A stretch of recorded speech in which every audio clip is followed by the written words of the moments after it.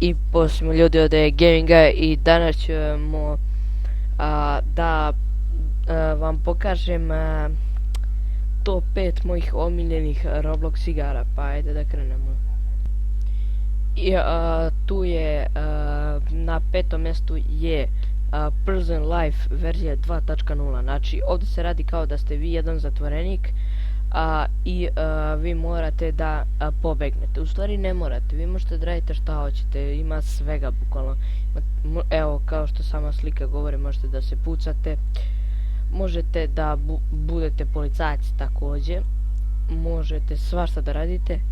Znači, evo, postoje i ovdje da birate servera, sad nema puno servera, u stvari ima dosta ovih servera. Kad sam ja bio nije bilo 4 najmanje.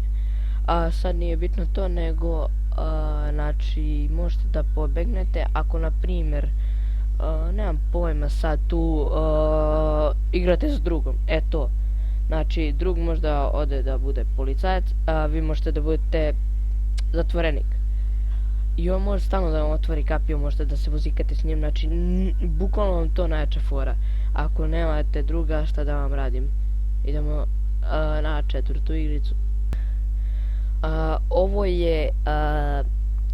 je isto bukvalno CSGO, znači bukvalno. Samo što je kockasto sve, skoro sve kockasto. Znači, evo, imate ovdje kontrole ovdje dole. Da, i ovdje tu, znači vidite sve. Znači, ime se zove Counter Blocks Roblox Offensive. Da, ljudi, znači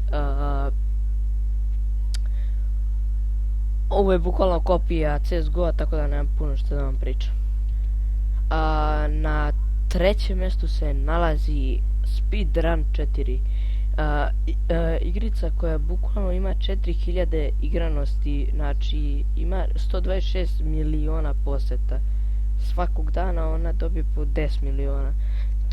Znači to je mnogo veliko, znači ovdje Your Played Speedrun 4, to svako možda dobije, znači 60% rediti, ne vjerujem da to. Ovdje možete lako isto, znači kao umrete u vodi. Znači ovo je znači bukvalno brzi parkour, znači prvo morate da znate mapu.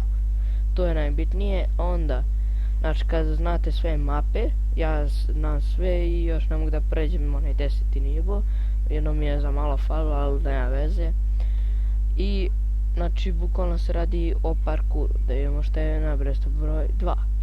Na drugom mjestu je Shinobi Life update-ovi, izlaze svaku nedelju, ako se ne varam. Da, dobro, ja snimam se, ja gledam šta je ovo.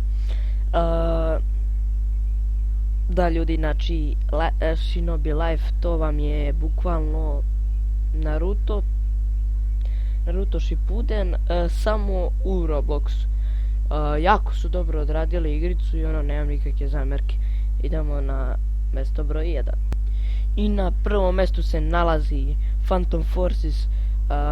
Bila je beta, ali sad je full verzija, tako da ljudi, ovo ima jedno, koliko beše pa da, 7000 igranosti po danu, a znači ne mogu da verujem, znači ima mnogo više, mnogo lepšu grafiku, mnogo više igranijosti nego Counter Blocks Offensive, tako nešto ide. Mnogo više, rađeno na CSGO, tako da Phantom Forces prvo mjesto.